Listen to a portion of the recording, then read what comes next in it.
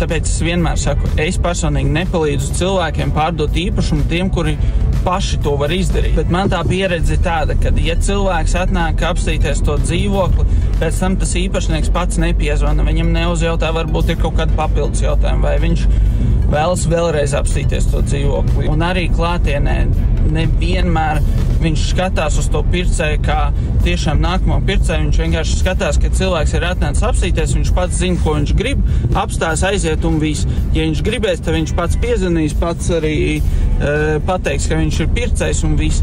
Bet šajā laikmatā tā nav.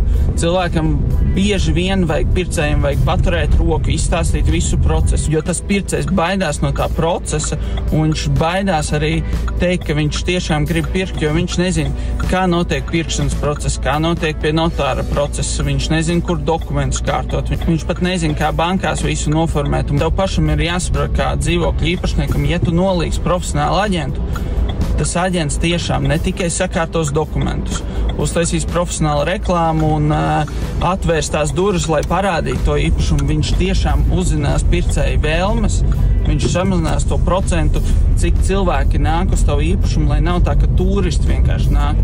Un arī viņš to pircēju noturēs pie tava īpašuma un darīs visu iespējamo, lai viņš tiešām aiziet līdz notāram un parakstos visus dokumentus, un tu saņem savu vēlamo summu kontā.